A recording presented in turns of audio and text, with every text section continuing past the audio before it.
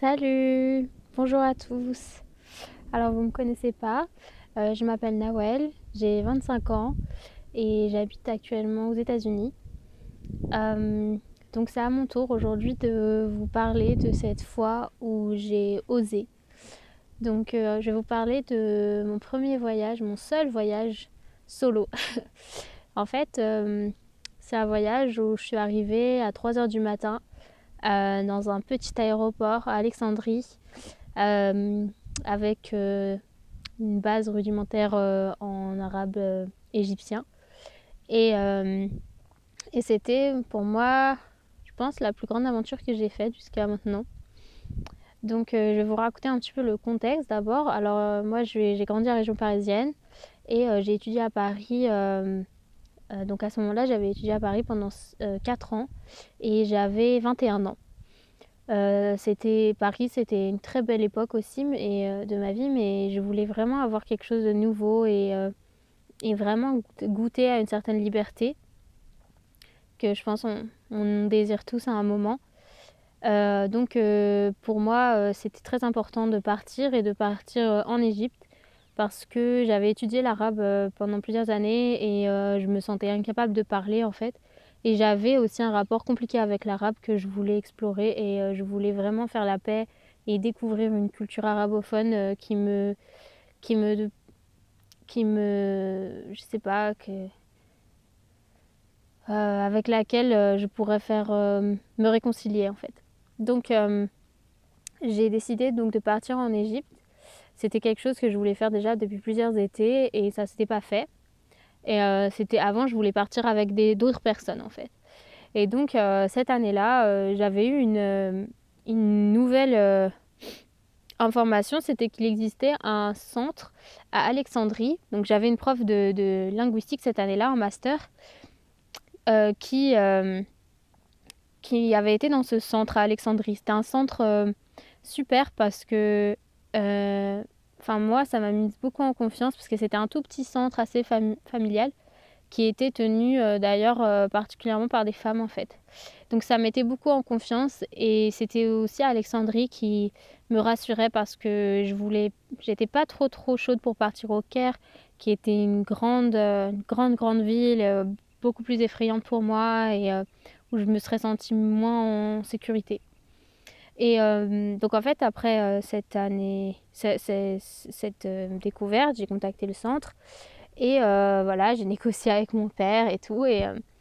Voilà, j'étais vraiment déterminée. J'ai aussi pris des cours d'égyptien cette année-là.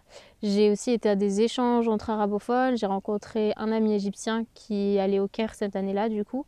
Et j'avais une autre amie égyptienne de longue date qui allait au Caire aussi cet été-là. Et ce que j'ai fait aussi, c'est que j'ai mis un post sur un groupe Facebook pour les gens qui apprennent l'arabe. Et en fait, ça m'a beaucoup aidé parce que donc dans ce post, je disais oui, je vais apprendre l'arabe cet été à Alexandrie. Est-ce que d'autres personnes y seront pour voilà quoi, pour avoir un peu des connaissances en amont. Et grâce à ça, j'ai été contactée par une fille, voilà, une étudiante dont les parents étaient originaires d'Alexandrie et qui irait à Alexandrie cette année-là. Donc voilà, ça m'a pas mal rassurée.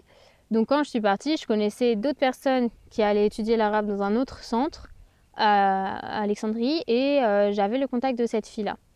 Et le centre aussi devait m'envoyer, enfin j'avais réglé avec le centre où j'allais vivre, j'avais loué un appartement à travers eux et il y avait un taxi qui allait me chercher à l'aéroport. Donc quand je suis partie, j'ai été vraiment super stressée. J'avais une grosse valise parce que je partais pour 6 semaines. J'avais une grosse valise, j'étais toute seule, je devais faire une escale de plusieurs heures en Turquie. Et c'était un aéroport immense, je me rappelle. En plus j'étais fatiguée, c'était vraiment, ouais, c'était quelque chose quoi. Et cet aéroport déjà il m'avait marqué. Donc après quand je suis arrivée, donc d'Istanbul j'ai pris un autre avion.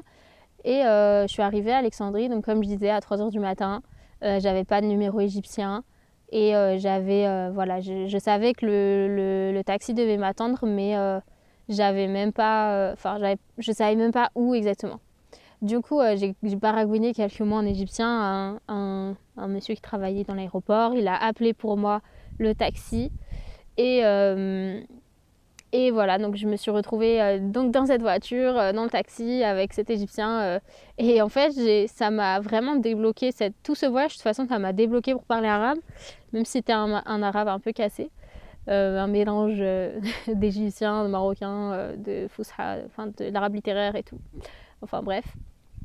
Mais bon, ça m'a débloqué. J'ai eu une conversation dans ce taxi avec cet homme dès le début.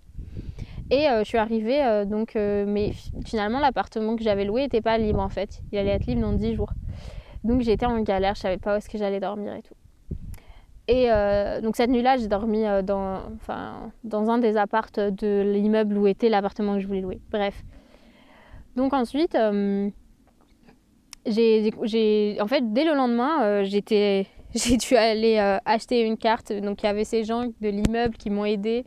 Et je me suis retrouvée avec une grand-mère égyptienne qui parlait que égyptien. Et c'était vraiment une galère. Mais c'était vraiment une aventure, quoi. Tous les détails de ce voyage étaient une aventure pour moi. Et en fait, ouais, grâce à cette personne-là sur Facebook, j'ai eu le contact d'un autre gars qui m'a fait rencontrer ses amis. Et en fait, dans ses amis, il y avait une franco-tunisienne. Et au final, j'ai fini par habiter dans son appart à elle gratuitement pendant un mois, quoi. Et c'était trop une belle rencontre. Et en fait, tout ce voyage, c'était de belles rencontres et j'avais quasiment toujours l'impression d'être en sécurité, même quand j'étais toute seule dans un train Alexandrie, Le Caire, et que c'était pas du tout des trucs auxquels j'étais habituée. Mais voilà, donc tout ce voyage, c'était le plus beau voyage que j'ai fait. Je regrette pas du tout. Et voilà, c'est tout ça pour dire, mais oser quoi. Parce que quand on ose, on arrive à vraiment des belles expériences qui nous marquent à vie. Et moi, c'était un moment où je me sentais le plus libre et le plus en confiance dans ma vie. Où j'étais complètement... j'avais la foi en fait dans la vie, dans Dieu, enfin, vous l'appelez comme vous voulez. Et j'étais super... c'est un moment que je pourrais toujours regarder et que ça m'inspirera toujours en fait. Et même aujourd'hui, quand c'est difficile encore pour moi d'oser, je me rappelle que j'ai fait ça, que j'étais capable, j'étais capable et qu'en fait, que la vie elle te guide où tu dois aller, en rencontrant les gens que tu dois rencontrer. Donc voilà, franchement, oser. Et moi aussi, c'est quelque chose que j'essaye de me répéter. C'est pour ça que ce sujet me touche particulièrement et que j'ai voulu faire une vidéo aujourd'hui pour vous.